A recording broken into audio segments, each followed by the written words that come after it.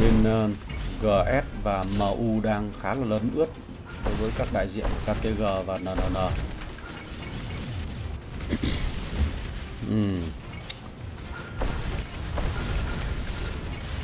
Rồi, trận đánh ngày hôm nay là diễn ra ở cấp độ Epic. Cấp độ Epic 2 các bạn nhé. Và khuôn khổ trận đánh này đang diễn ra giữa Liên minh GS đến từ clan máy chủ 46 thì phải, đúng không? Và MU đến từ máy chủ 22 cộng với lại KTG đến từ máy chủ 27 và NNN đến từ máy chủ 50 đang ở góc phía tây của bản đồ Ireland.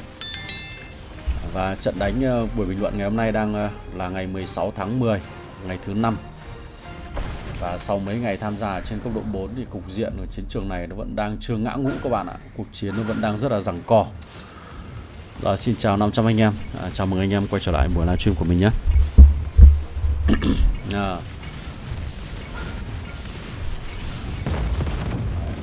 Bên GS và MU đang có rất nhiều các cái hạm đội tàu chiến và tiến hành bốc các cái căn cứ của KTG rất nhanh. Xin chào Phan Duy Khánh đã đến với buổi livestream của mình nhé. Anh em nếu đi qua thì thấy có thể chia sẻ buổi livestream này cho đồng minh, đồng đội, đồng nghiệp và bạn bè, chúng ta cùng nhau vào xem.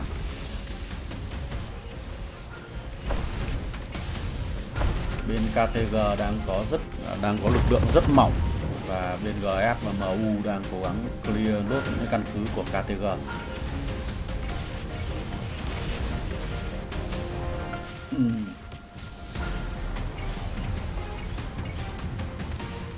Xin chào bạn Tuấn Trần, nói MU qua đấm ASK, đáng nhẽ ASK phải qua hỗ trợ cho KTG nhỉ. Sau khi ổn định lực lượng của mặt trận phía đông thì chúng ta kéo nhau qua mặt trận phía tây chiến đấu. Nếu không thì chúng ta lại kéo quân lên mặt trận phía bắc.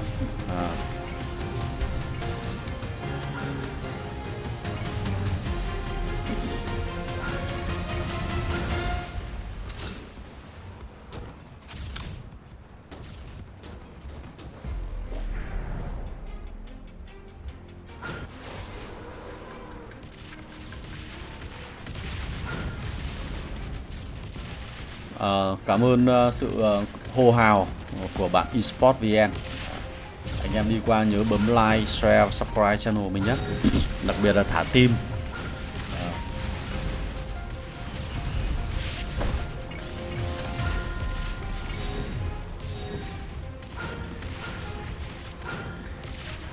Ở đây mình thấy có anh chàng Mon này đang có chơi tàu phòng không 35M, 35,8M thì khủng khiếp.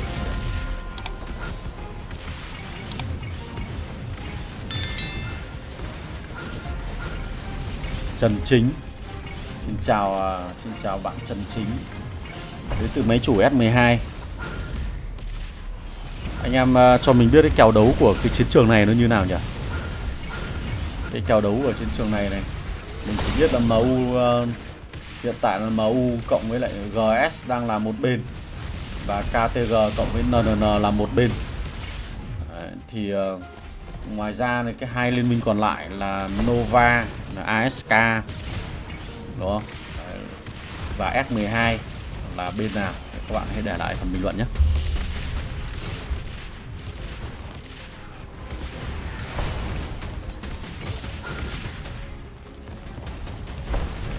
Nói chung đánh ở biển này ngoài cái việc mà chúng ta mang máy bay ra thì các bạn cần phải có một hạm đội tàu chiến khỏe thì chúng ta mới nói chuyện về cái câu chuyện phòng thủ được.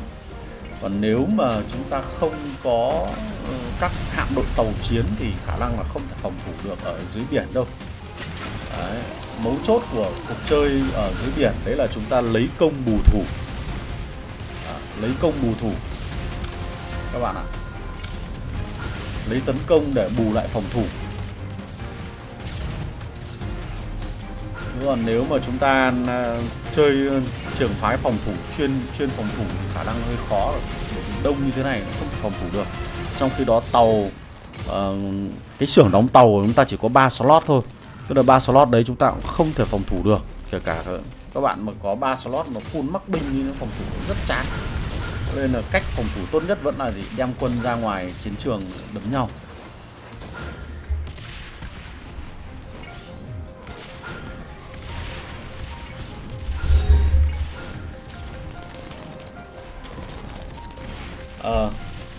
Theo thông tin chia sẻ, mình chia sẻ mình nhận được là MUGS với Nova và S12 là một bên. Cái kèo đấu này là bên kia, bên clan, các clan mà mình vừa đọc là khả năng là sẽ phải nỗ lực rất lớn để lấy lại thế cân bằng đấy nhỉ. Cũng phải nỗ lực cao thì mới chơi được, không hơi khó.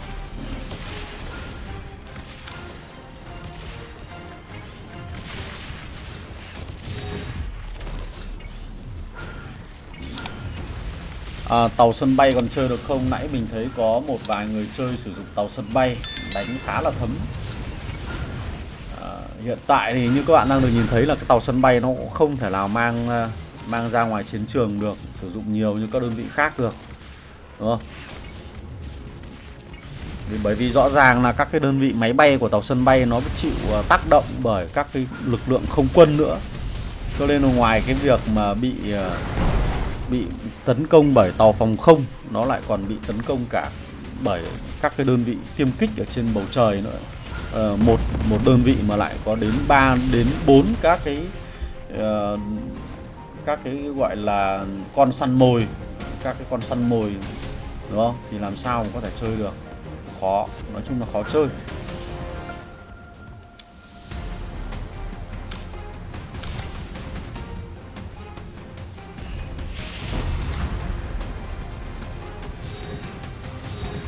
Đấy, như anh chàng Expo này là chơi tàu sân bay này, chơi 2 con tàu sân bay luôn. Dĩ nhiên là đánh nó sẽ khá là khó khi mà bầu trời mình không làm chủ được. Quá là khắc chế đủ đường luôn.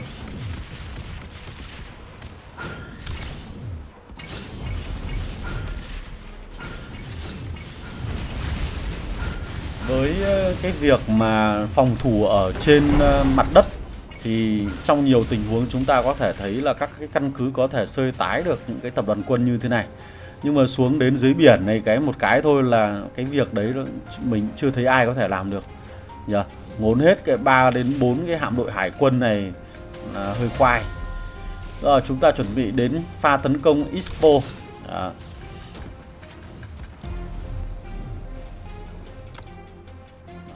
Phòng trưng bày 102 1.06B.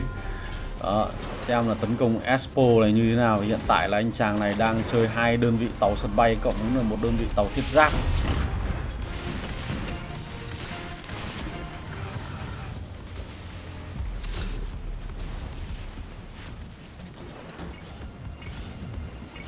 Triển chưa nhỉ?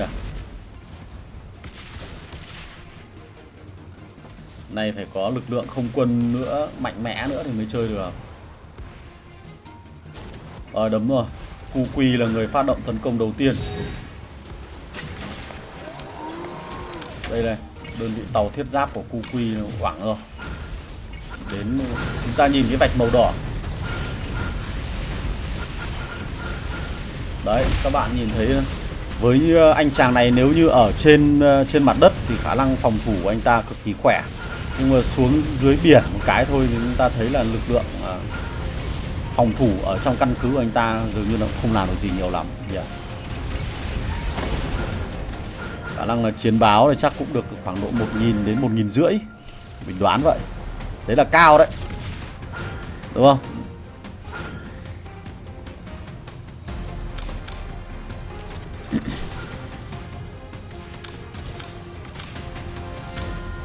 Đấy, bên MU này chơi rất nhiều tàu phòng không các bạn ạ, để bù đắp lại cái lực lượng phòng không nó hơi yếu ở trên bầu trời. Do có cả tàu phòng không xen kẽ như này nữa nên là đánh khá là tự tin. Thế cho nên là nhiều bạn cứ hỏi mình là anh ơi anh nên chơi tàu chiến loại nào, thì mình thấy là với 6 cái đơn vị tàu chiến như hiện tại nó khá là cân bằng, mỗi con nó có một cái vai trò và một cái nhiệm vụ khác nhau, và dường như là trong các cuộc chiến chúng ta không nên tách biệt hoặc là không nên ưu ái quá vào một loại chủng đơn vị nào cả. chúng ta càng đa dạng, liên minh chúng ta có sự đa dạng nhất định thì khả năng là nó sẽ ổn hơn. Đó. Ví dụ như là cũng phải có những người chơi tàu phòng không, cũng phải có những người chơi tàu tên lửa, cũng phải có những người chơi tàu thiết giáp và thậm chí tàu ngầm. Mà đã chơi tàu ngầm thì phải có một hạm đội tàu săn ngầm luôn luôn là đi cảnh giới và ve vãn vòng ngoài. Đấy, ví dụ như này này, có đội bạn có thể có những đơn vị tàu ngầm nó đi móc lốp ở đằng sau này. Đấy, đi móc lốp ở đằng sau này chẳng hạn, thì mình phải có những hạm đội tàu săn ngầm để đi ke cái vòng ngoài đấy. À.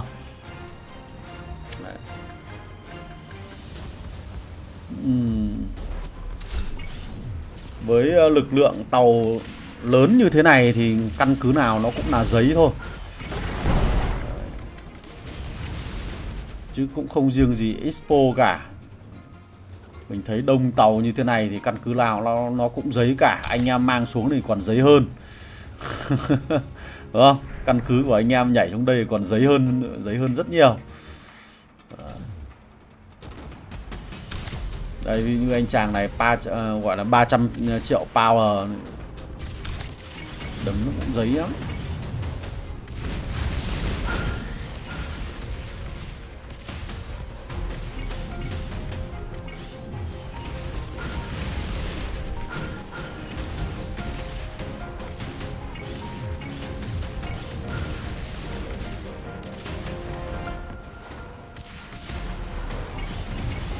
Quên mình có một cái phần quà gửi cho anh em.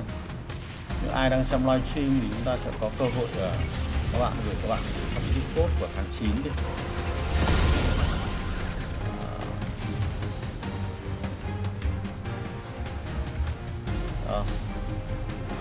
Mình sẽ ghim cái code này lại. Anh em rảnh rỗi ngồi vừa xem livestream vừa nhập code tận hưởng. Tàu ngầm sao lại như là xe tăng hạng nhẹ, nó có phải thế đâu. Xe tăng hạng nhẹ nó chơi nó khác. Xe tăng hạng nhẹ bây giờ nó giống như cái con tàu phòng không này này. Đấy, giống như cái đơn vị tàu phòng không ấy. Đấy là về xe tăng hạng nhẹ, nó như thế. Tàu ngầm nó chơi theo kiểu ninja rùa, ninja. Đã gọi là tàu ngầm rồi đấy. Chơi tàu ngầm nó cũng có cái khá hay của tàu ngầm nhé các bạn nhé. Chơi tàu ngầm ấy, bởi vì là tàu ngầm thì nó không bị ảnh hưởng bởi không quân, nó không bị tương tác bởi không quân, cho nên là chúng ta có thể thoải mái lập các hạm đội tàu ngầm và để nó ở ngoài biển. Đấy, nên tỷ lệ bị phát hiện nó khá là thấp. Đó, chúng ta có thể đi rình rập, đi săn mồi, đi làm đủ các loại thứ.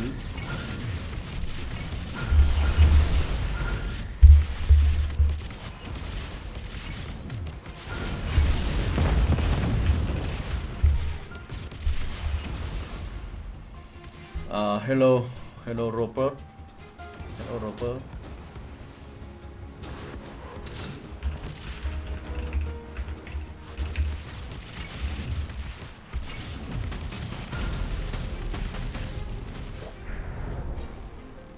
Đấy, cái chỗ này khá hay, cái trạm phòng thủ bờ biển này khá hay. Khả năng là đợi cho bên quân của GS và MU đi sâu vào trong cái phần phòng thủ bờ biển này, làm một trái là đi hết tàu. Nên là GS và MU khả năng là hơi khoai, phải đánh tránh ra. Đấy, bởi vì hình như là đang triển khai này, đang nhắm vào này.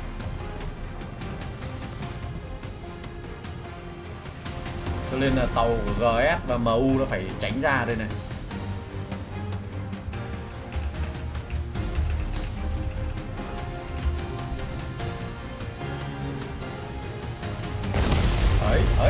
Ấy.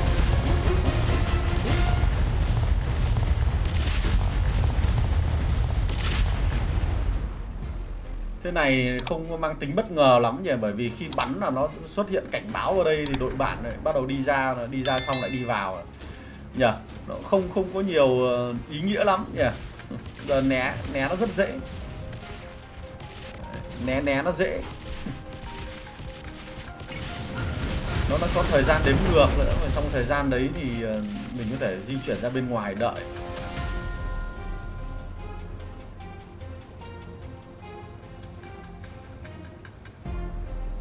Rồi anh em đi qua cho HK một lượt like đi, bấm nút like một buổi livestream đi anh em ơi.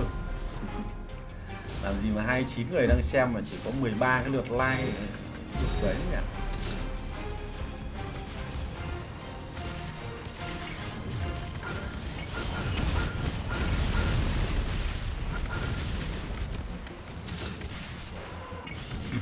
Đấy là do bạn không để ý thôi, bạn chính thích.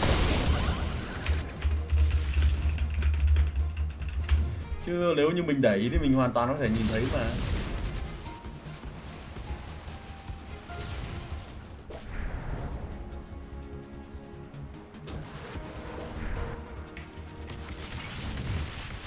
Mình để ý thì mình sẽ nhìn thấy là cái việc là đối bạn đang chuẩn bị sử dụng cái hình thức tấn công đấy tránh được.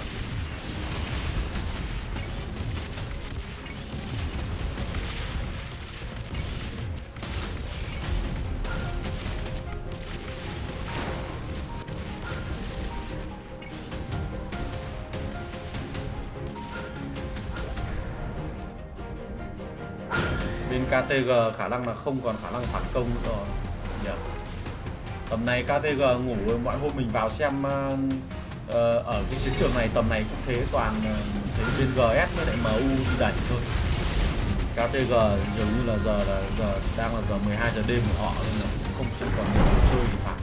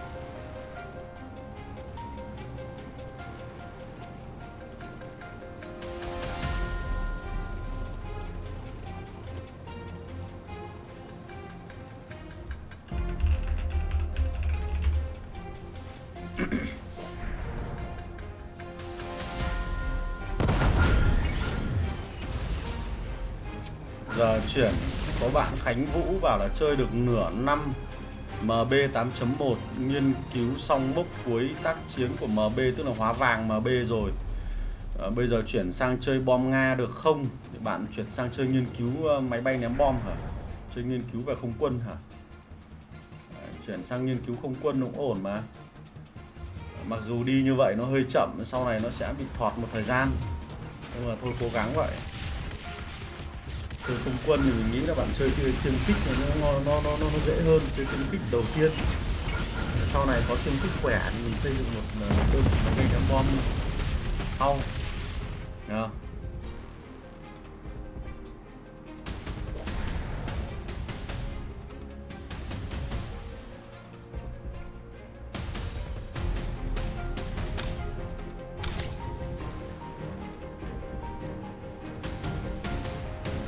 Còn theo mình thì tốt nhất là bạn đi xong cái cây xe tăng đi.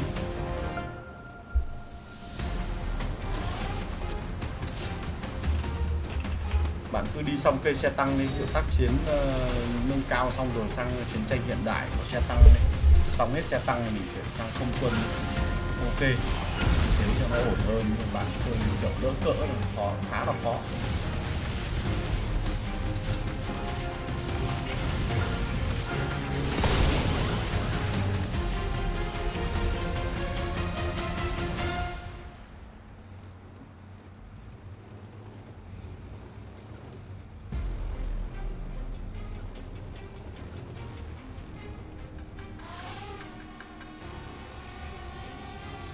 Đó, chơi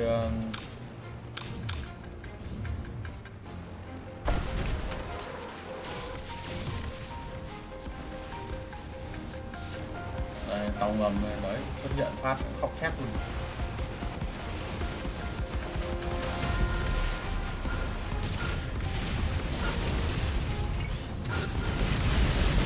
chơi bom Nga đi tỉa lẻ cũng ổn mà, đâu cần phải nạp tiền thì mới chơi được.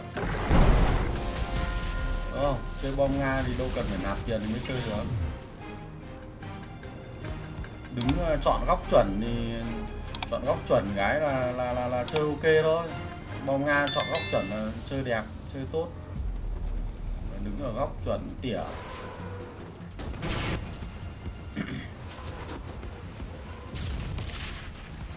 Tôi mới chơi 8 tháng một cờ lê đều ở shop mà dồn cờ lê thì hết mới được cấp 98. Cờ lê là một trong số những cái vật phẩm mà không thể thiếu được cho các cái đơn vị của chúng ta khỏe mạnh hơn. Chơi cờ lê nó cũng khá là mệt mỏi nhỉ.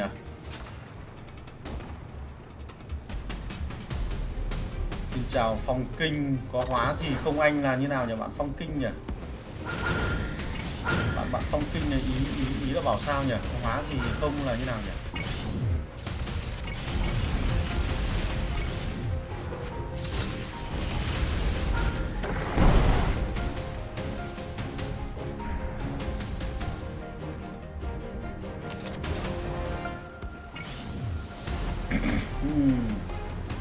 Cuộc chiến ở trong trò chơi game này bây giờ cái khoảng cách giữa người nạp tiền và người không nạp tiền nó nhiều quá các bạn.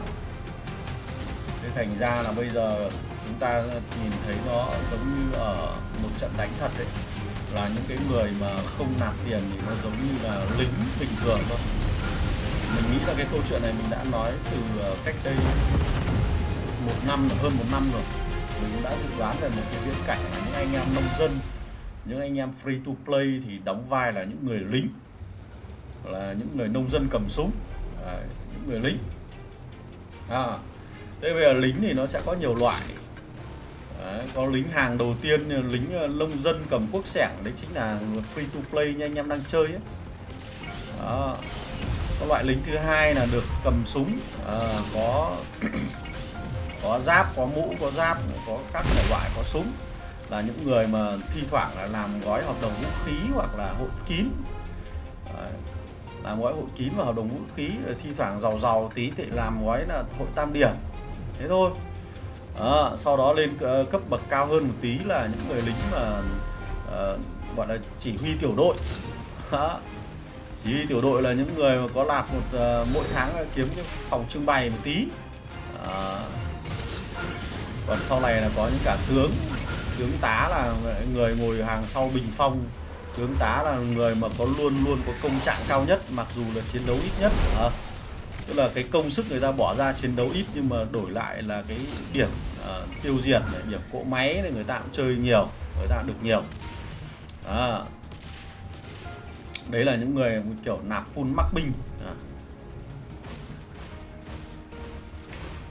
Có phòng trưng bày cao, có kháng cao, sát thương to, cho nên là chỉ cần chơi chiêu thôi cũng đã có rất nhiều điểm tiêu diệt và trong báo cáo chiến đấu rồi. Còn trong khi đó anh em nông dân như chúng ta thì chủ yếu là làm bia đỡ đạn này, rồi là làm clip ở trên chiến trường thôi.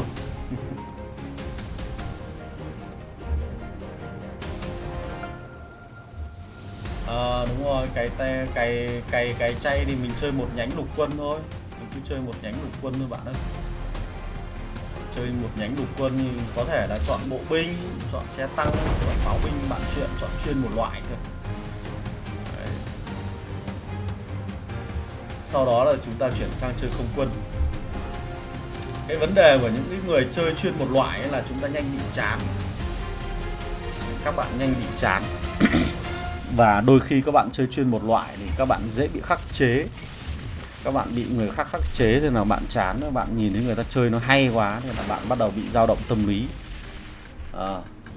Thế là một khi bị dao động tâm lý là bạn lại chuyển bài. Thế nên là rất nhiều người chơi xe tăng chiến đấu, chơi xe tăng, chơi nhánh xe tăng, xong đó là đang được nửa chừng thì do bị đấm nhiều quá, do bị đánh nhiều quá, và cộng thêm với cái trào lưu anh em khoe chiến báo của những người chơi pháo, khoe chiến báo lên toàn 1.000 đến 2.000 kill, nên mà trong khi đó thì anh em thủ nhà bằng xe tăng thì toàn thấy là được có 3, 4, 500. Thế là bắt đầu chán, sinh ra cái kiểu hay là bây giờ mình chuyển sang chơi pháo để thủ nhà.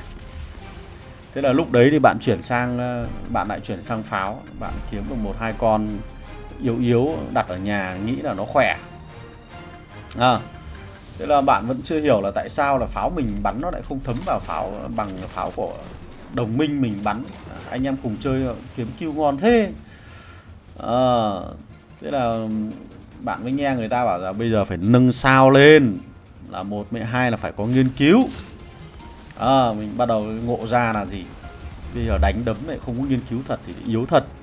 Thế là bắt đầu lại chuyển sang nghiên cứu, tức là bạn ấy mới chỉ nghiên cứu xong nhánh vàng tác chiến nâng cao, bắt đầu lại chuyển sang nhánh vàng tác chiến nâng cao của pháo để hy vọng hóa vàng pháo thì phòng thủ nó tốt hơn. Đấy, cái câu chuyện nó là như vậy. Ngược lại ở cái phía bên kia cũng thế, anh em chơi pháo làm main đầu game. Trong một vài trận chiến mà ở cấp độ 1, 2, 3 thì cảm thấy nó phê loài. Bắt đầu lên đến cấp độ 4 mùa đầu tiên cái thôi thì nó lại rơi vào tình trạng là bị tù. Anh em bảo chơi pháo nó tù quá, đi thì chậm. Đấy. Bắn chả bắn được ai, đi thì chậm. Chậm ở đây là lý do là gì? Là chúng ta không thể đua được cái con xe tăng chiến đấu chủ lực. Tầm đầu tiên, mùa giải đầu tiên ở cấp độ 4 thì xe tăng chiến đấu chủ lực nó thể hiện sức mạnh còn hơn cả pháo. Nó vừa có sự cơ động, nó vừa có giáp, nó vừa tấn công căn cứ khỏe.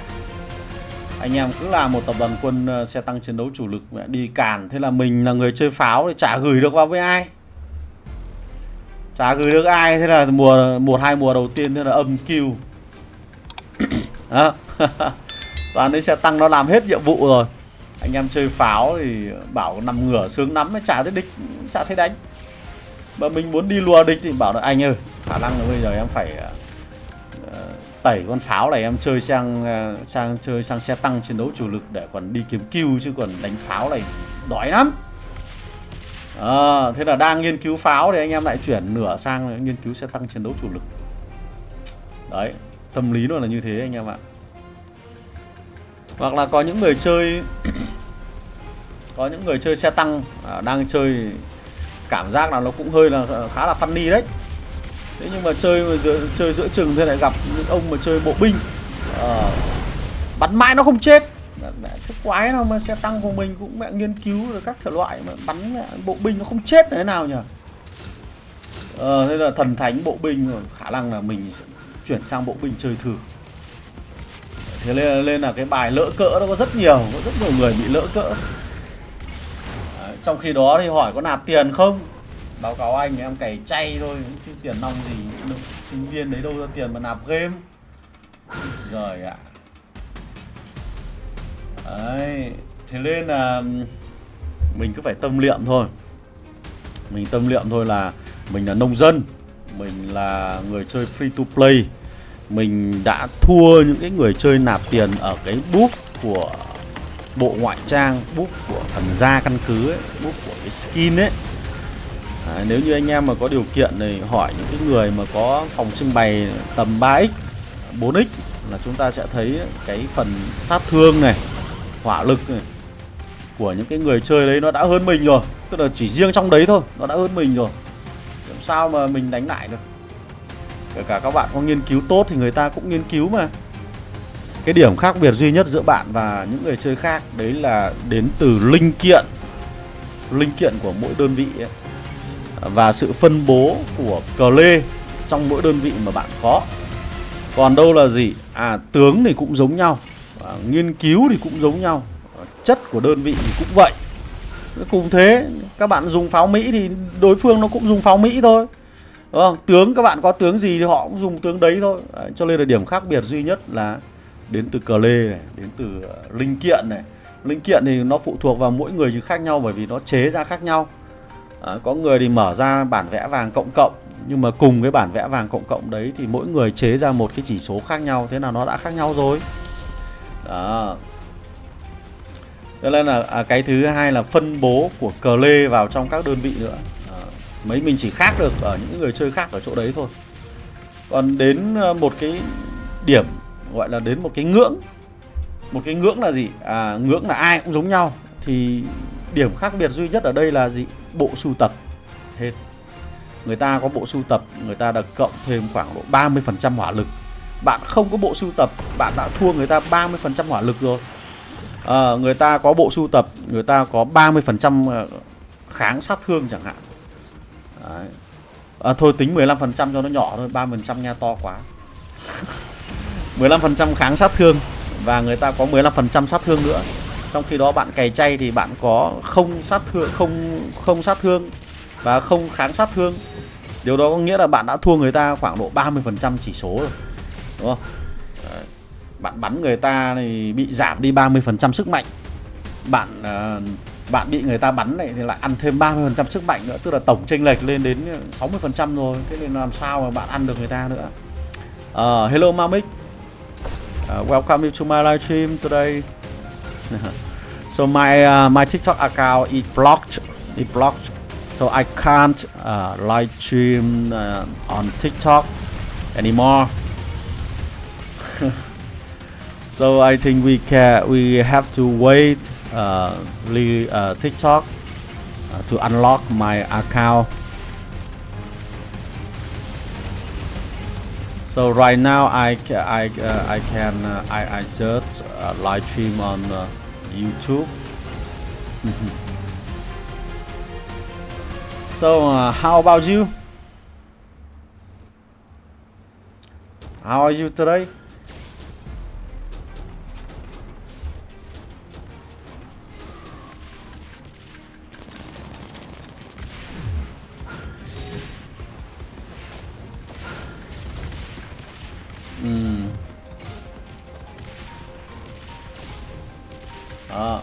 Hiện tại đang được 33 người xem.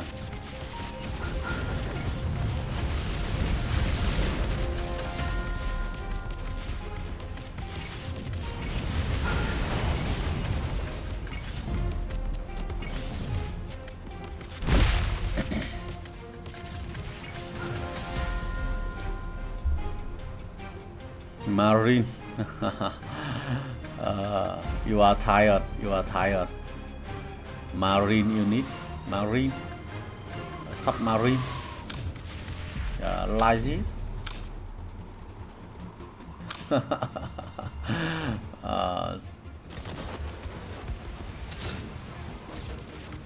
So MU and GS have stronger today. They have many fleets.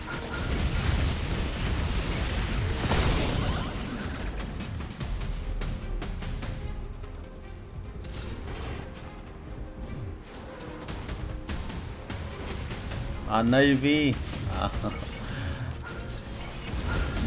Navy unit. So I don't think so.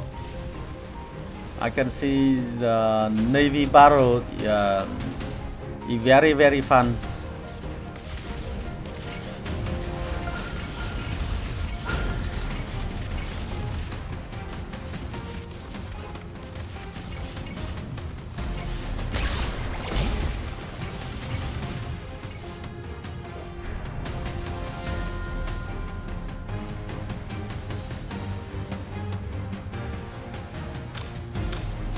Đấy, đơn vị tàu săn ngầm là cứ phải đứng ở đây, đứng ở những chỗ như này, nó cứ tản mát ở đây để bảo vệ cái đường dự bị này, cái đường lính dự bị này, tránh trường hợp là tàu ngầm của đối phương nó làm gọi. Bảo vệ hậu phương cũng là một trong số những chiến thuật cần phải để ý ở trong cái trò chơi game này. Ngoài đời chúng ta cũng thế thôi, triển khai một trận đánh nào đó thì cái phần hậu phương là cái phần quan trọng.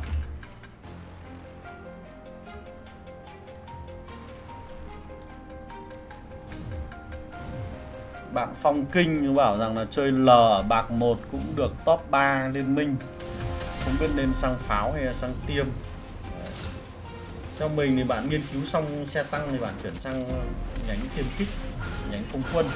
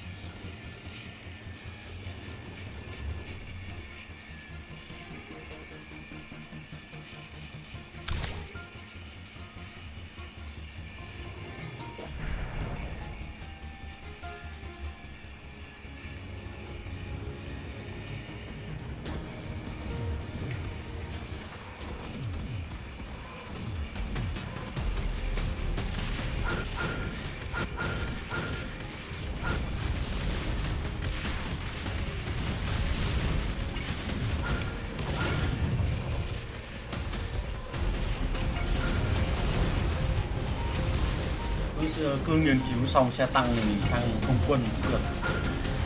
Hello Crystal.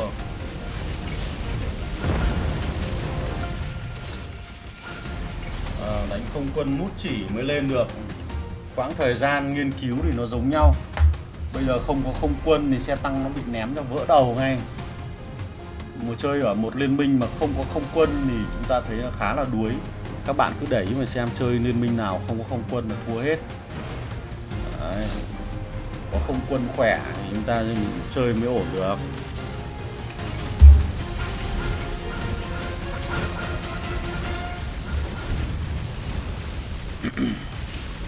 Quãng thời gian nghiên cứu thì nó giống nhau thôi. Mình nghiên cứu trước thì mình lên trước, mà mình nghiên cứu sau thì mình lên sau. Đấy. Chứ tổng thời gian không đổi. Đó. Tổng thời gian để nghiên cứu không đổi. Đấy. Tổng thời gian nghiên cứu là không đổi mà. Bạn nghiên cứu không quân sớm thì bạn sẽ sướng sớm. Bạn không nghiên cứu sau thì bạn sướng sau. Đấy. Rồi, cuộc chiến ngày hôm nay của MU, GS và KTG và NNN dường như là đã kết thúc ở trong trận đánh ngày hôm nay. Vì hiện tại nó cũng không còn cái bóng dáng nào, căn cứ nào của KTG nữa. Hết rồi. Thì mình sẽ tạm dừng cái việc ghi hình này ở đây. Phần thắng đang nghiêng về GS và MU trong trận đánh tối ngày hôm nay các bạn ạ.